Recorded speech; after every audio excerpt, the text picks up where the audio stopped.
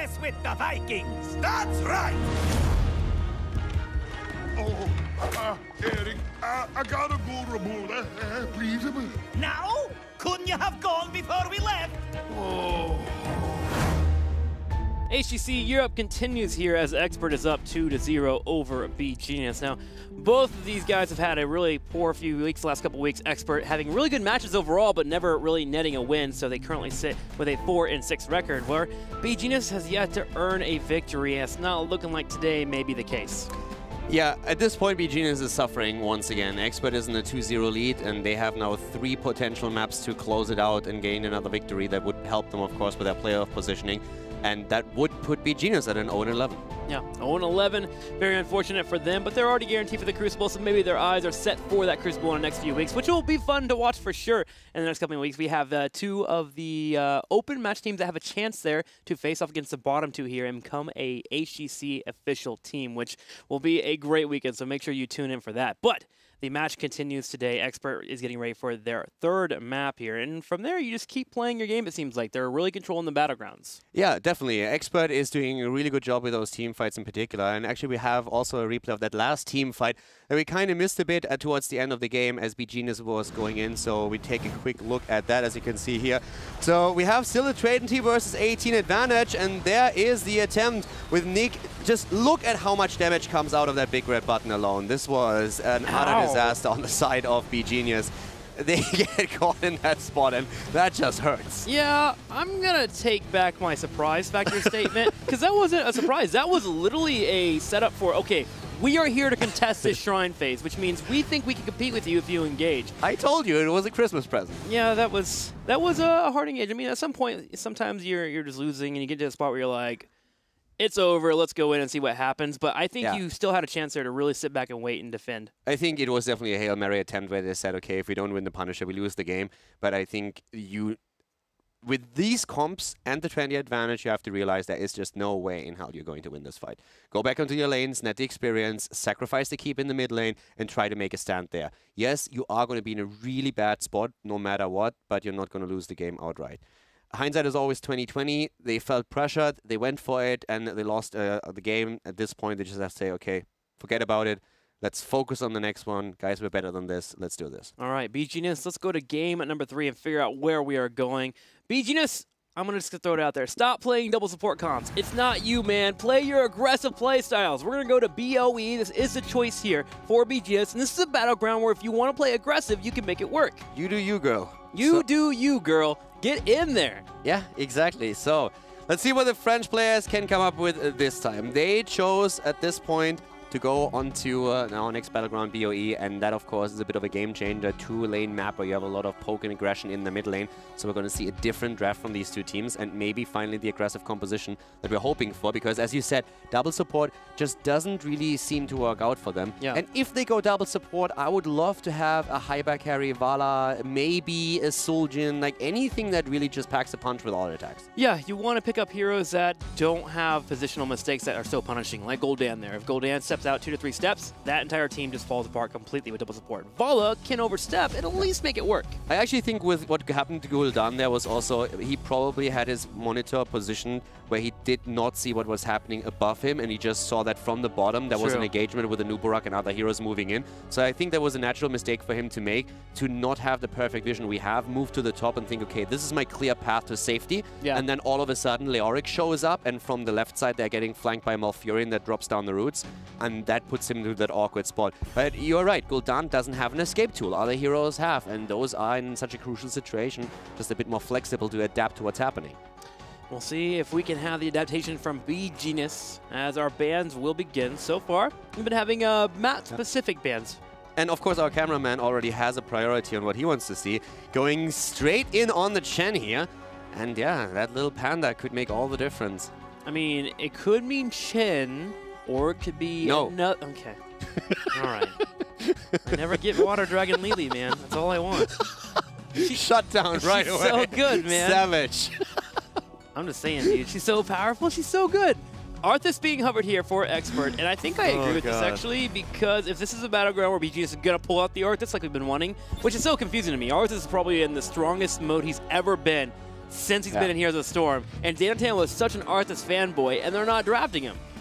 Coming back to your Water Dragon Lily for just a moment, I nearly played her yesterday. Yeah? I was in an unranked draft with 5 people, and at some point they wanted to play double support and said, like, okay, please, you need to pick a second support that has a bit of a punch on it. Do you really want to play Water Dragon Lily? And I had her locked in, and all of a sudden the opponent picks her away. Oh, body. That just felt bad. Outdrafted. Yeah, outdrafted. You probably got right destroyed there. in that game, to be No, honest. we won that. No, you totally lost. We punished You lost. Lily. You We get the punished Lily. Lily. We punished the panda.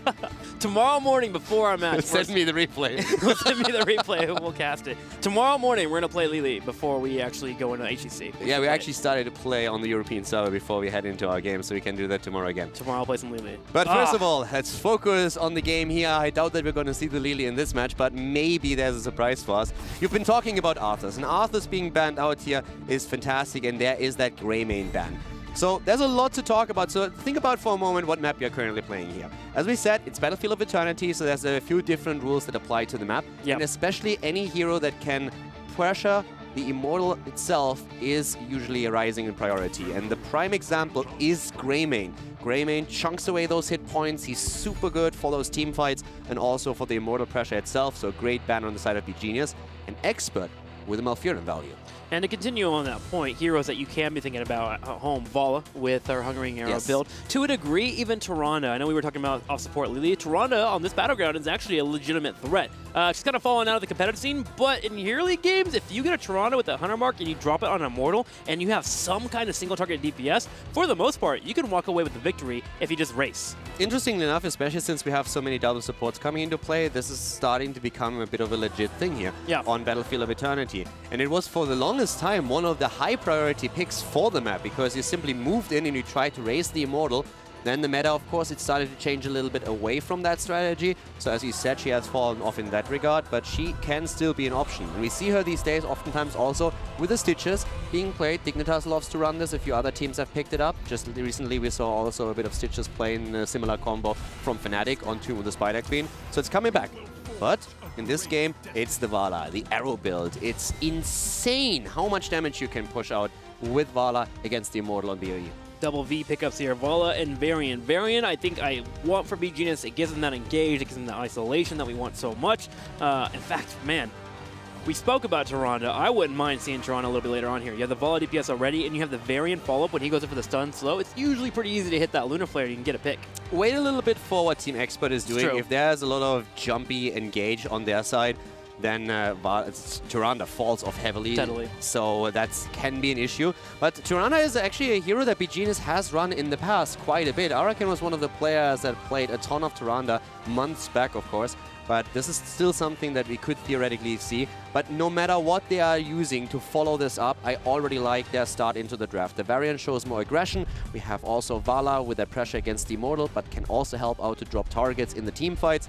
Has the poke, so this is more what I like to see out of them. An Expert staying pretty much true what they've shown so far. We have them with an Ubarak, and Sonya also very strong against the Immortal itself, so that's a great start for them into the draft on top of this too, especially since, let's just face it, a Ubarak Malfurion has been working out for them. Yeah, Ubarak Malfurion bringing the root combo. It's very effective for a Ubarak to dive in and you just have the Malfurion drop the root right away. Even if you don't hit the burrow charge for the knockup, usually that root coming in is going to hit as well, and you're going to be able to get that CC in. Now, Sonya being picked up, as you mentioned, great DPS for the Immortal, but do you think she really gives the control that an Expert really needs here to get into team fights?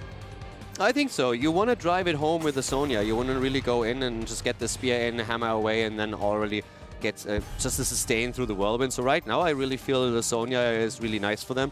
I'm probably going to be Blade playing on her, and for the longest time, Sonya was one of the early picks that we had on the map, so I really like that she's being picked up here.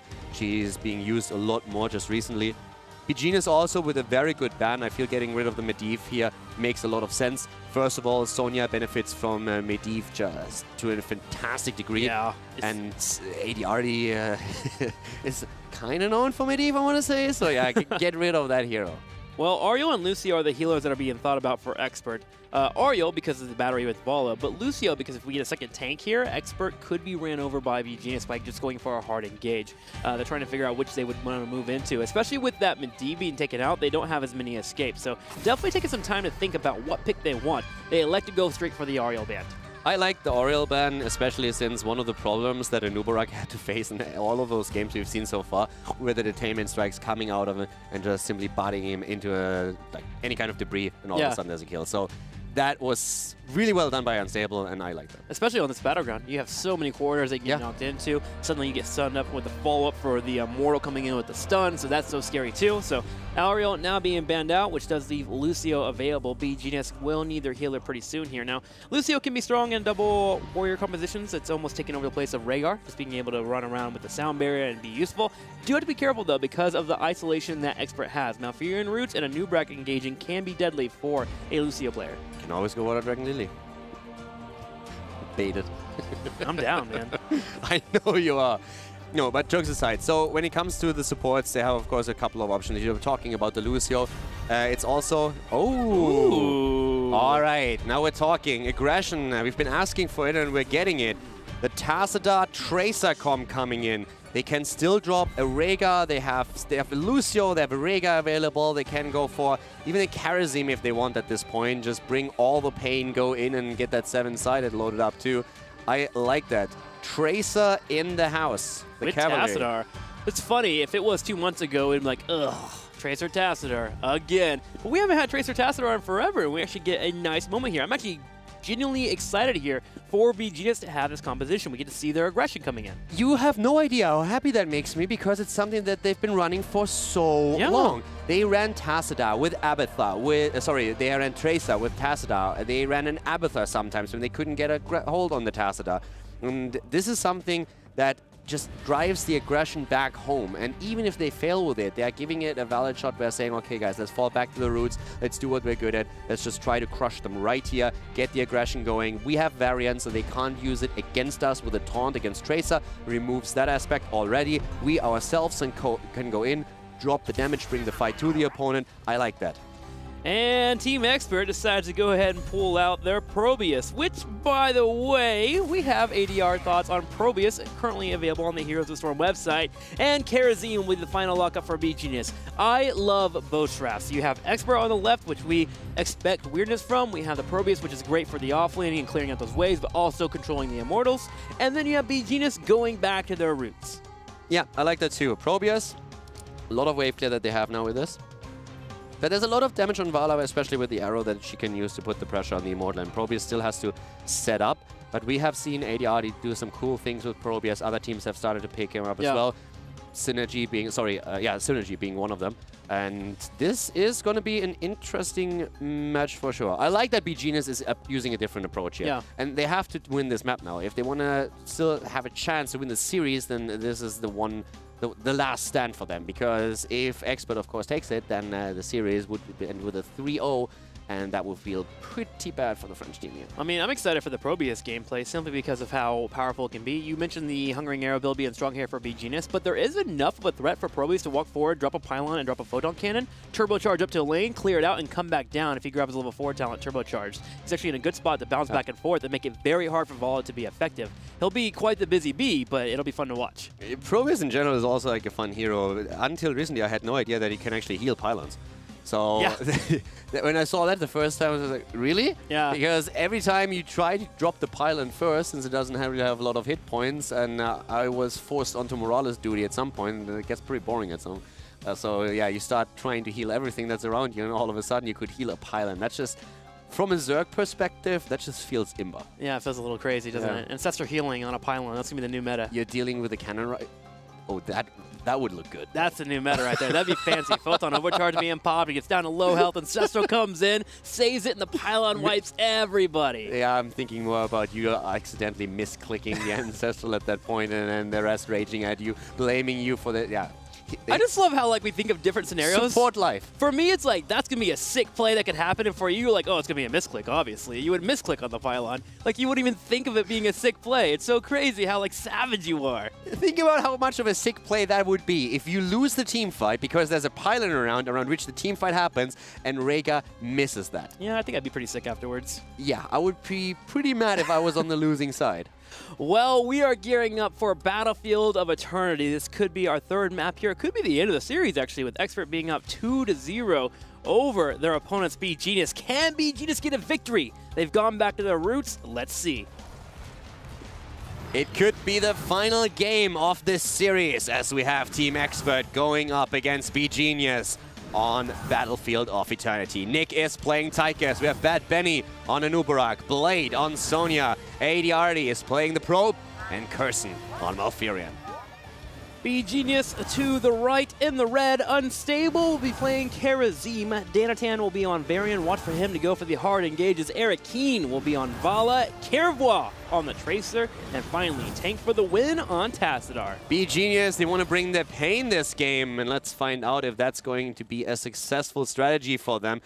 We have beGenius rotating to the top, and Tassadar has the very unfortunate task of dealing with Probius at the bot lane. But Probius in general is a hero that oftentimes... Oh, nice. Yeah, look at Kirsten already in trouble. Tracer is moving in. They might not get a kill here, but they definitely earned a bit of respect from Team Expert in that fight. Kervois goes at it, and do know it's a 1-on-1 on the bottom and the 4-on-4 on top. Typically, you have that 4 on the bottom and 1 on the top there, but the rotation between both teams is noted here, with Probius trying to hold that bottom lane. Danatan on the back left putting damage on Blade here. That was actually well done because Team Expert was banking on beGenius moving to the bot lane with 4 and were aiming straight for that turret. That didn't work out.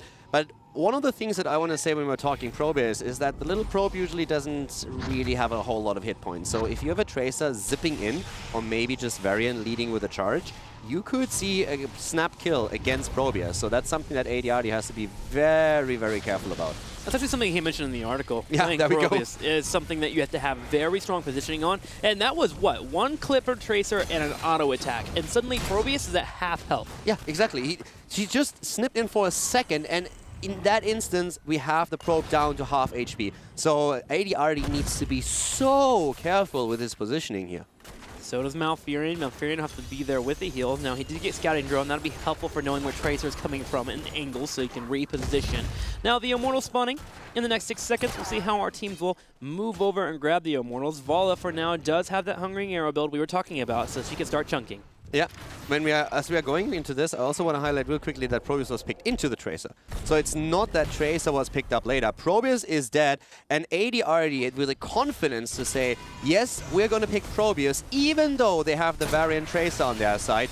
That could pay off, but that could also be something that they pay for dearly. Now we have the fight for the Immortal, and thanks to that early kill against Probius, beGenius is looking strong and is pushing this one down to 50%. Easy peasy.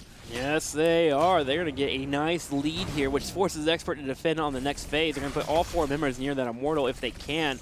Blade, Curson, Nick, and Bad Benny hoping to defend while Probius gets to lane and starts clearing out, but he has to be careful again. That Tracer coming down. Tracer is already here, says hi, and just look at how much pressure there is on ADR, and he's going to die again. This is just Probius appearing on the lane, Tracer saying cheers love, and it's another kill right in the back. ADR feed, man. Poor Probius getting caught up multiple times here by the Tracer. Great heads-up play here from beGenius. Yeah, and as Kerrigan said, only a dead Protoss is a good Protoss. The Caldor motto. 4-3 for beGenius. They are heavily ahead here. They're going to start working on their Immortal phase, as the Expert is just hoping to get some kind of shields on their own Immortal for the defenses. They're going to clear out a few here and get 4 themselves. Just to note, ADRD was actually moving into that top location to put down a pylon so he could see if Tracer comes in. It was just a big, fast heads-up play there from Kervois. And there he is again. You have to remember that Protoss are basically the elves of the StarCraft universe, and nobody likes a tree hugger. I like trees, though. They help us breathe. You gotta think about the positive, man. Hey, I didn't say anything against trees, okay? Oh, okay. There's a difference. Ah, Caldor. All right, Danatan engages on Nick. He Ship gets baited. poked here. Unstable, helping out with the push, and beGenius, surprisingly, in game number 3, has a massive lead here, 6-5, and they're continuing their push. And how did they get it? With aggression. That pro pick, of course, helped, but beGenius is playing that aggressive game that we have been asking for so long. Punishment picked by Vala on 4. Now, I am Very interested in that particular pick. That is not something that you usually see too often. That damage stacks that you get on the quest talent on level 4 is normally something that every Vala player is very happy to pick up. Punishment can be nice, but especially if you're trying to race, I'm not sure if that's necessarily needed. It feels a bit that they are worried about their wave clear. Yeah, it's helpful for the wave clear, but I also like it for the team fights. You have 2 solid single target DPS with Tracer and Karazim. If you get a multi-shot and hit multiple people, get 3 to 4 people on the low side, you can really start to snowball fights as is, and you can have the ball in the background being safe completely, where Tassadar can focus on that Tracer and stay near it. Okay, now I'm really curious to see what the 7 is going to be for Vala. Is it still going to be a okay, so they go into Arsenal. All right, so basically, the thought process for Vala is really, hey, I need more wave clear for my team because we don't have enough wave clear heroes. We have the Varian at the front. So they go for a bit of a hybrid build, and the 7 talent would have revealed how much of a priority the Immortal Pressure is for Vala. Since the repeating arrow on level 7 would allow you the double arrow, and that is usually one of the biggest tools that you have against the Immortal. But what beGenius is doing here with Vala is trying to play a hybrid build where they go for the extra damage against the Immortal on the arrow on 1, and then just spec into wave clear so that they are not faced with later on Probius, for example, just pushing lanes and they can't meet that wave clear. So it's an interesting approach. Haven't seen that, but there's a certain logic to it given what they're using as a lineup, because the only hero that really has wave clear to that extent outside of Vala is the Tassadar with a Storm. Yeah, it's a bit more restrained, but it takes the overall arc of the team comp and kind of flattens it out and makes sure that they can do everything well. It's a great example for adjustments to your draft and to the map. So that's what they were the most afraid of, and they are trying to mitigate that by different talent choices. Because normally on this map you see a full-on arrow build with everything spec'd and a repeating arrow as well. But the 10s are going to come in soon. Once again, we have the Immortals on the map, and so far we see beGenius with a focus on the opponent's Immortal. A bit of a different attempt by Expert, who are instead trying to go for the structures to net some more experience and find themselves in a decent spot. Kieva is providing vision. The rest of the team should be able to move away. A couple of dashes of Unstable bring him back to safety. And now we have a slight lead in the Immortal fight for beGenius, and Team Expert is now willing to take the fight. Probius taking full Phantom Cannon Bill will be able to push on that top lane, is wanting to rotate, has set a pylon up to make sure he doesn't die to Tracer again. Tracer will scout that out. And Expert just holds here. This seems to be their plan overall, is just keep 4 people near the Immortal, play slow and defensive, and attempt to make them deal with the Probius wave clear. However, beGenius, when they get 10, they'll have the engage they want. They can charge it, they can drop taunt, and it'll be very hard for Team Expert to control that, especially around the Immortals. Probius up at the top lane in trouble, nearly falling here. Once again chased down. Kieva went in deep, but Nick is all of a sudden attempting to drop Tracer. Kieva is still alive and finally falling after the recall. That was a very good rotation by Expert to the top, but Probius under a ton of pressure once again. Big heads-up play there by Expert, realizing that the Probius was the constant focus of the Tracer. Turn around and get a takedown. Blades here to defend the Immortal. They have some teammates coming in for the rotation. We're going to see if Expert's going to be able to win this Immortal phase as they do get closer to 10 with that kill. Vala already moving back once more. Spear connects, but the Vault is ready. Always dropping those arrows. This is one of the main damage tools against the Immortal, and they find themselves in a really good spot. Tracer is also back to business, and AD currently busying up at the opponent's Immortal, attempting to push beGenius behind. Will have to face Tracer once again, but the level 10 is already in play for Expert. We have the Cocoon set up. Sonya has yet to pick her Heroic with the Ferocious Healing. We're going to see what they're going to be moving into here. We're also going to have the Photon Cannon working on the Immortal. ADRD has been using that on the top left to get it low on health. Now he brings the Photon Cannon down to the bottom left, giving them vision so they can go in for the engage. 10 is now ready. Cocoon is in play. We have the Palm, we have Taunt. So at this point, also Archon plus, of course, the Rain of Vengeance. But look how low that Immortal on the side of Team Expert is. And they are in a very awkward spot. If they move away and try to get hit points off beGenius Immortal, there would be an immediate move in. But if Tank or Danatan die here, that would be a big issue. Unstable finds himself on the wrong side of this fight, but is able to dash away. Expert does pop the Photon Overcharge, which makes him get zoned out. Members low here for beGenius, and Karazim not being the best at topping everyone off for heals until they group up is going to have a hard time making sure to pad on his teammates' health bars. Kirwa diving in on the Probius, getting low on health. Kirwa still low. Bad Benny diving in. Yeah, diving in. Kirwa still alive. Super risky play by him, but it seems to be paying off, at least for now. ADRD is low. Everybody else on the side of beGenius is pretty much on low HP as well, though. And so far, not even Cocoon has been used. That's a tool that can still be executed by a Nubarak to force a battle here. They're still dancing around the Immortal, waiting for an opportunity to drop a few more arrows in from Vala. Already making the approach. Kirva in the backline, looking for an opportunity with Tracer. ADRD put a photon cannon up there, so he's working on the Immortal while he can. It's all hands on deck, though, for defense. Unstable moving in to start punching the Immortal. Can he get it? He gets isolated here. The Twilight Dream does come out, but they do grab the Immortal. Cocoon from Bad Benny, they want to fight. There comes the fight. There comes the battle. They're going for it. Once again, Cocoon is about to expire. Probius with the setup is trying to go for it. Vala low, gets the shield, but dies regardless. Double kill for Team Expert as the Immortal is being picked up by beGenius. They get the objective, but they pay with a high price. What a fun comp to watch here. Team Expert on the full defense, beGenius on the full aggressive playstyle. They net the Immortal here, but you can see the cogs turning for Expert and how they have planned to handle the next Immortal phase. And with Heroics unlocked here, they'll have a solid chance for setting up for the next one. I'm not even sure if they needed to go that deep with that kill. I mean, as Karazim moves in, he obviously said, okay, I'm willing to die here. Yeah. Yes, if he can get his palm through and survives a bit longer, maybe he can dash out. But when he made that move, he was very well aware of the risk that he was taking.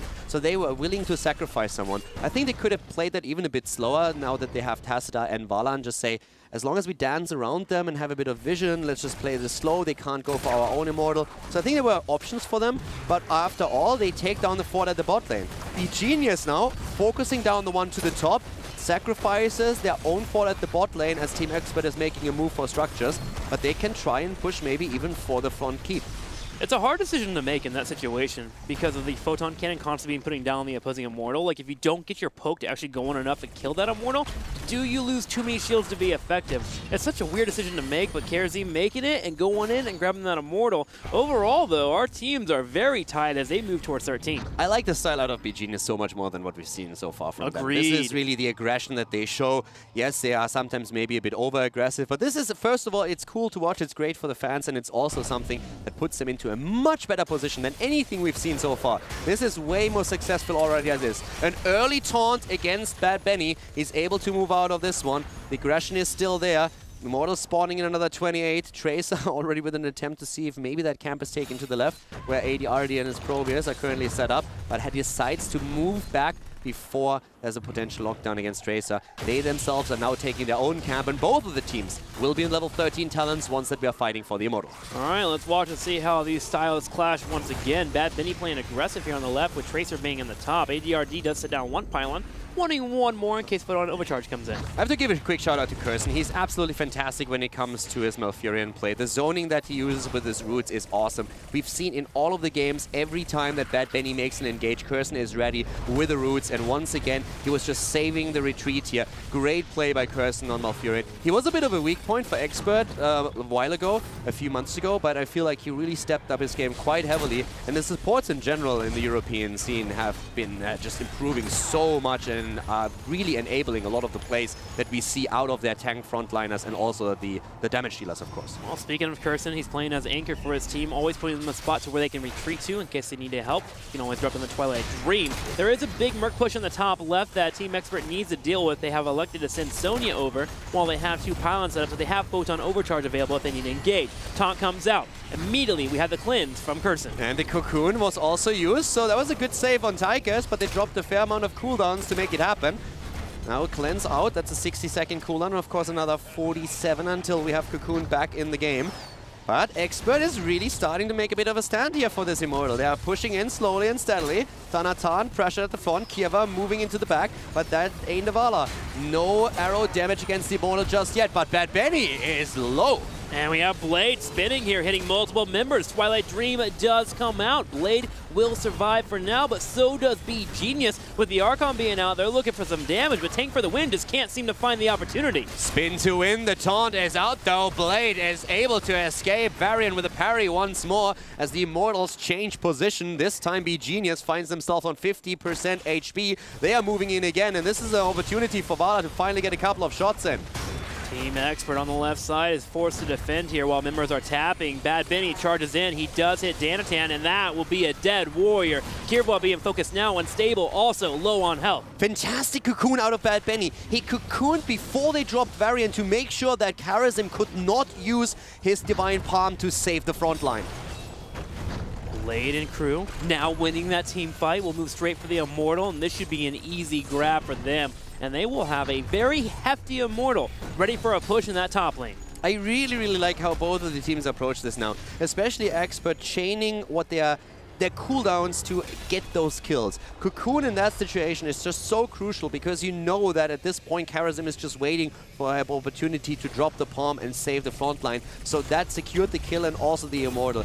Great play here on the side of beGenius as he engages. And also, of course, beGenius still looking for these opportunities to get a kill. And outside of the double kill against Probius in the early game, they haven't been able to lock anyone down yet.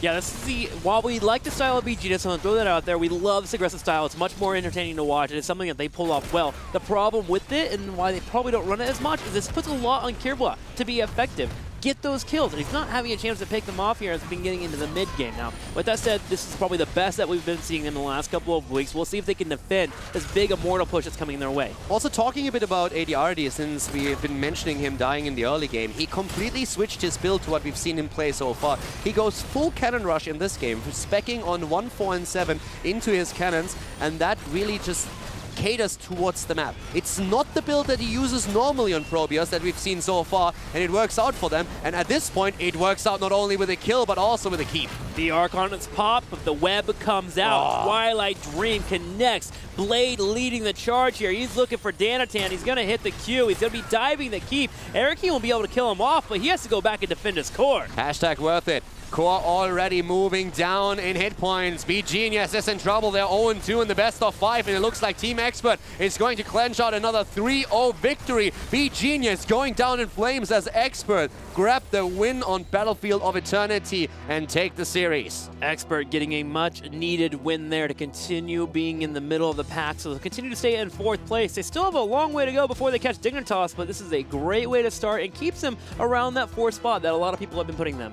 At this point, we have Expert doing extremely well. beGenius now 0-11 on the other hand, but with a very aggressive playstyle on the last map, which actually granted them an experienced lead at times. Yeah, it's got to be hard to be beGenius right now and be 0-11. They've tried so many different styles. I think overall, when we've seen these different styles played, what works for them is the aggressive way. They just need to keep working on that and keep moving it in and be prepared for the Crucible, because obviously that's where they're going to be. But definitely when they go to the Crucible, I don't want to see double support stuff. I don't think that will get them a spot to stay here in the HGC. Regardless, though, we still see moments of glory. Great picks on the Probius there in the bottom left lane. But what a fun style to watch here on BOE.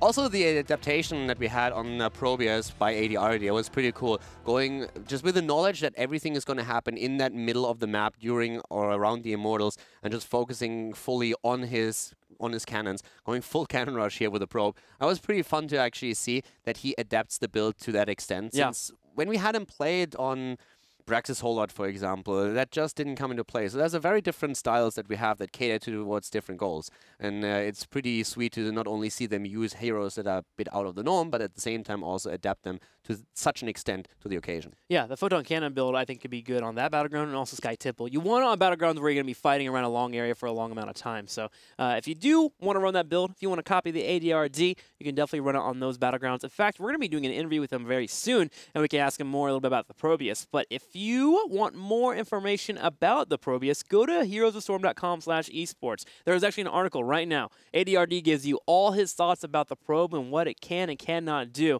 It's always refreshing to see his inner mind and his thoughts being put out on paper, because that guy just thinks about the game in a different light. Yeah, and also, who better to give you some advice about the odd picks than the mad scientist himself? The mad scientist himself always giving us information, so make sure to check that out when you actually have the chance. I believe it went up on Thursday. So, again, congratulations to Expert getting their victory. Gotta call out Bad Benny going in, man. He was so aggressive on that Anubarak. Really seems to be at home on that hero.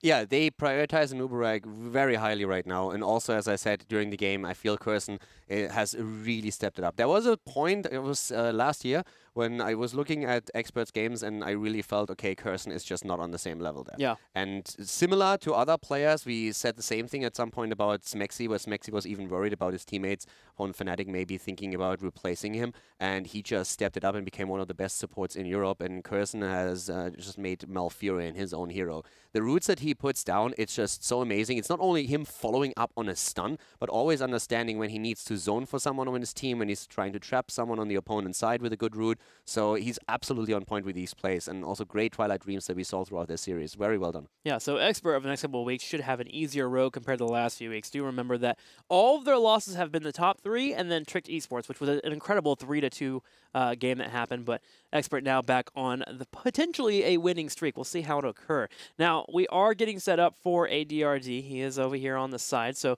whenever he is ready, we will begin the interview. ADRD, thank you for joining us. Hello. Hello, how's it going, man? You got to pull your Probius out. Are you happy? Yeah, I'm happy, but like this game was kind of unlucky because I died 2 times. It was a kind of miscommunication, and Tracer is really good versus Probius to hunt him down when I don't have my team around.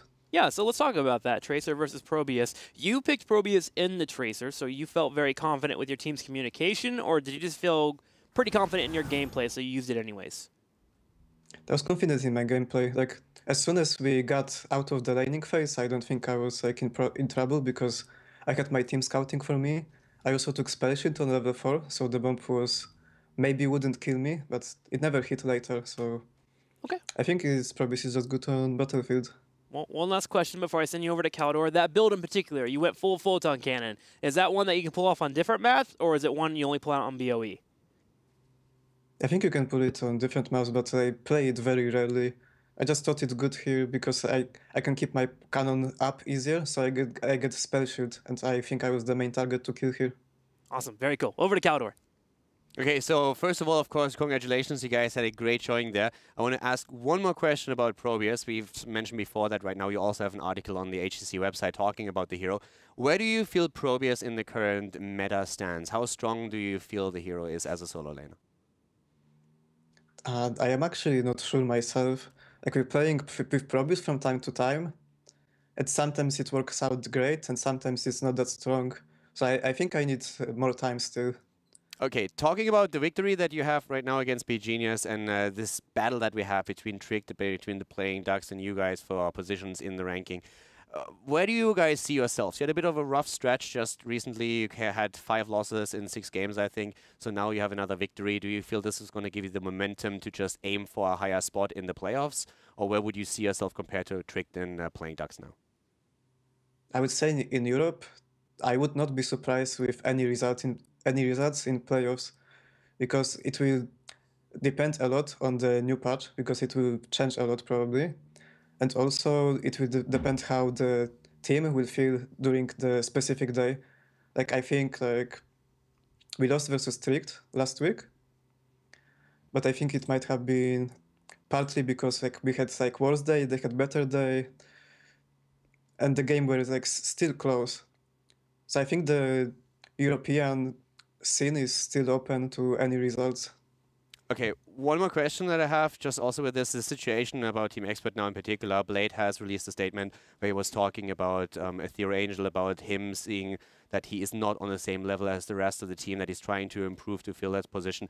How difficult does it make it for you guys with scrims in general, with practicing, and also does it put a stress on you knowing that Blade is one of the players that might not be with the team at the end of the season, that Ethereal is also not only a substitute player that you used last week, but also that you have to practice with him a bit more? How does this entire scenario, does that pose any problems for you as a team with the practice? I think our practice is like a little bit worse, but I wouldn't say it has very big impact on us, because we play like sometimes with Atero, sometimes with Blade. We want to see how it works out, but like soon we stop playing with Atero at all, so we can prepare for playoffs, because we think that we still have a chance to get that spot, so we will still try our best. Okay, awesome. Thank you very much for being so open about this. Well, ADRD, before we let you go, let's talk about next Friday. You're facing off against Synergy. Are you ready for the matchup? Yeah, I think we're ready for the matchup, but to be honest, we prepare more for the Team Liquid matchup, because I think it's more important for us. That's fair. Totally fair. Awesome, man. Congratulations on your victory today. Before I let you go, ADRD, let us see your shout-outs. Who do you want to call out? Shout-outs to my team and like Team Expert and all our sponsors, and to all my fans. Awesome. The mad scientist himself. saying thank you to his fans. Thank you so much to ADRD, and congratulations to Expert for garnishing a nice victory today. They are looking pretty good, man. So Synergy, they are just kind of overlooking. I mean, it's kind of fair. Synergy in the bottom, too, and they are looking forward to their next big matchup against Team Liquid. And Team Liquid, speaking about them, they're our next big team to play. Oh, yeah. Oh, yeah, this is the matchup everyone's been excited for. Team Liquid versus Fnatic. It's going to be a good one. I can't wait for it. Before we even jump into it, Caldor, I want your thoughts. Who's walking away with the victory? I have absolutely no idea. This You, is no. You have to pick one. I cannot pick one here. This is too good. Okay. We had the two of them already the first time, the first part of the season with the 2-3, and that could have gone either way. Yeah. You could argue that Fnatic even at points threw the match, but because they were too confident, made mistakes, and all of a sudden they lost. And I have no idea who's going to win this. I just want to have an absolute epic battle between the two teams. I hope for a 5-mapper. And it's going to be fantastic. We've seen a lot of tweets from both teams, from the big three in general. Everybody's saying, okay, we have Quacknix on the one side with his Greymane, and we have the Vikings of Hazorps that already netted them several victories throughout this part of the season. I'm super hyped. This is the game. For me, I'm voting for a 3-2 as well, but I think I'm leaning a little bit more towards Team Liquid. They are 10-0.